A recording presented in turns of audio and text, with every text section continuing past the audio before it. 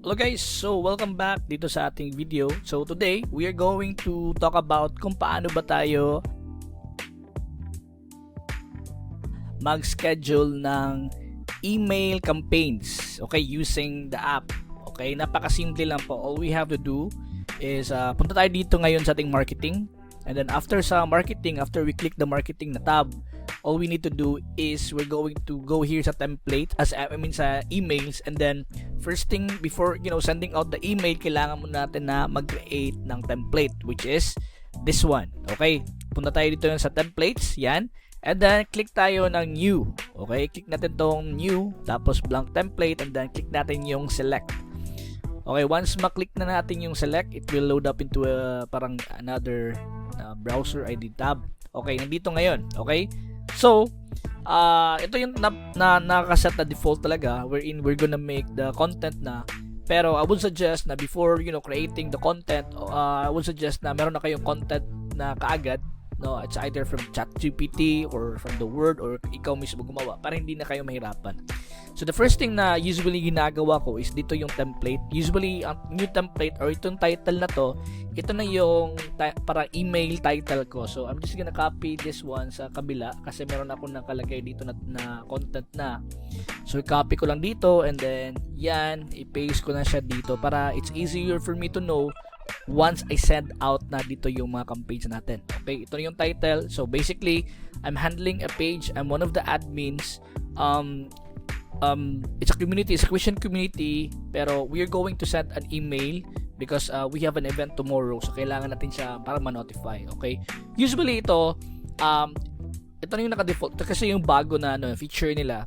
So if you're gonna click this one, what it'll do is that the prospect or the person that will be reading this email, every time they click on this particular link, it will be open into a new tab, meaning they can read the whole email into another tab, which is mas better yung viewing na experience nila. So it's really up to you kung pwede mo siyang i-delete, pwede rin hindi. Pero usually, since nag-launch to na feature, hindi ko na siya delete. Okay, and then dito, I usually delete this one para mag-start ako ng panibago na message talaga. So after that, i-drag ko na itong image. It's either you can add a text or image. Pero usually sa akin, kasi meron kaming image na, I would normally select the image. Yan, para makita ko na siya. I-drag ko lang siya dyan. And then add, click the edit part. And then dito sa image, click ko yung edit part dyan. I'm gonna upload from media library. Okay, then upload ko lang siya, basic lang para din siyang Facebook, yan.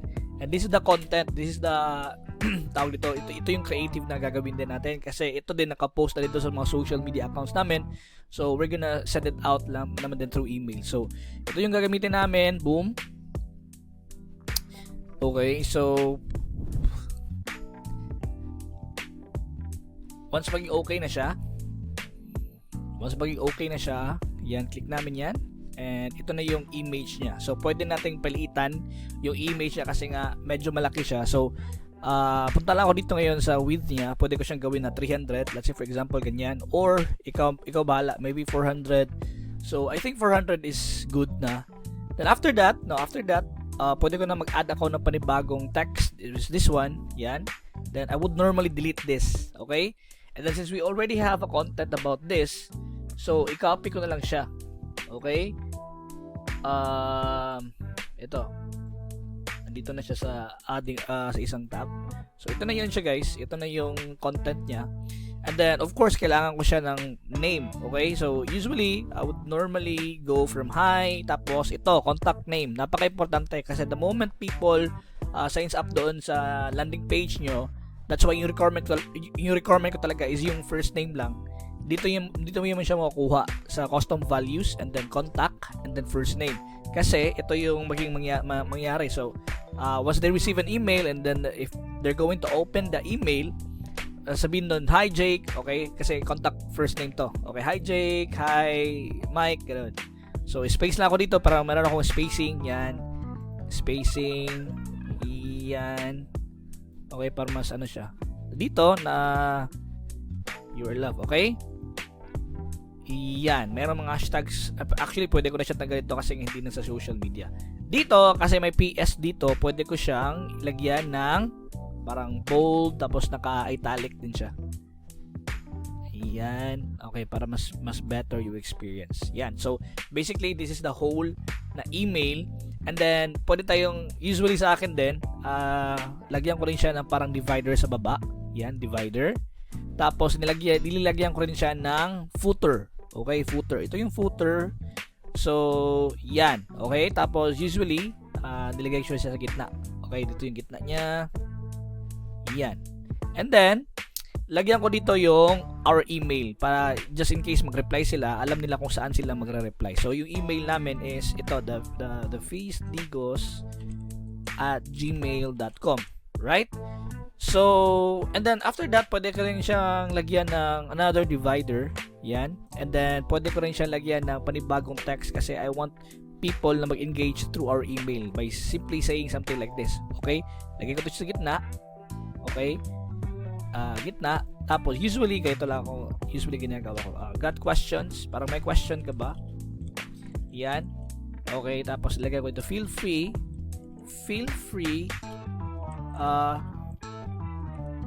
to reply to this email. Something like that. Tapos, thank you. Yan. Okay? So, that's the whole na email content. Pero we can also change this one. Pwede natin siya to make it bigger, something like that, para I think medyo maliit yun. Yan. Okay. Try natin 200 daw. Medyo maliit. 350 or 450. Yeah. So I think 450 will work. And then dito, you can actually add yung background ng mga image. Saan ba yun? Okay, dito I think appearance. Yan. Wala na. Okay na yan. Okay. I-try natin itong social. Ano ba itong social? So, ito yung social niya. Ayan. Yan social niya. So, pwede mong tanggalin ang hindi mo gusto. I think kung wala ka pang dito, pwede natin ma-change. Yan. So, sa X, wala kaming X eh. Wala kaming Pinterest, wala kaming LinkedIn. Meron kaming Facebook and Instagram lang. So, sa Facebook, all I have to do is go to the Facebook link, of course. Yan, para ma-follow sila. Tayo ngayon dito sa Facebook. And tayo ngayon sa The Feast Digos. Yan. Yan ang Facebook page namin. So, I'm just gonna copy the link. And balik tayo dito. And then URL. Right? And then sa Instagram. Okay, sa Instagram. Okay, so Instagram /The Feast Digos. Try natin ha. So this is The Feast Digos na page. So, delete ko lang yun siya. Saan ba yan? Dito. And then put na lang yung link. And then okay na yun siya. So may link na Facebook, Instagram. Then all I have to do right now is save ko lang yung template. Boom. Save ko yung template. And then after na saving na, pwede ka na mag-back and then punta ka na dito ngayon sa campaigns. Okay? Punta ka dito ngayon sa campaigns and all you have to do is click mo lang tong new. Yan, new. Then dito sa new, makita mo talaga dito na yung mga template na nagawa mo. So this is the latest template, yung 10:32 AM. So i-click ko lang yan. Boom. Okay, wait for it to load. And then ito na yun, the app will let you review kung ano ba yung ginawa mo earlier. So, hindi ko na siya kailangan i-check kasi I'm 100% na okay yung nagawa ko. So, this one, send now, you can either schedule, send now, or batch schedule. Usually, send now ako. Pero dito, sender email, kasi the good thing about using this app is that you can customize the email. Let's say, for example, you want to make your email parang support at the Feast Digos, parang ganun. So, pwede siyang, once they receive an email, maging professional looking yung email mo kasi hindi siya the usual email. Pero sa akin, usually, I would normally parang support support at thefeastdigos, yan, thefeastdigos@gmail.com, yan, okay? Pero the good thing about this is this a new feature, set a custom reply address to this campaign, meaning pag every time mag-reply yung mga tao, they will be redirected, then they will be sent then doon sa email na gagamitin mo. So sa akin, since we're using the regular Gmail, ito yung email, thefeastdigos@gmail.com. So usually, after example, naka-receive na sila ng email from your campaign, and then if the people will reply to that email, you will receive the email hindi dito, kasi nga hindi to, wala kaming email na support at thefeastdigos.com. Yung ma-receive mo yung email through this Gmail. So, and then the good thing about that is pwede ka rin maka-reply doon. Okay? So, sender name, of course, lagay namin dito, the Feast Digos, whatever name na gusto nyo, yan. And then, yung title, just copy the title. Ito yung usual, yan. So, yan na, ano. So, pwede ka rin gumawa ng title na ganito, something like, first name, contact, tapos first name, tapos comma. Okay? Dyan.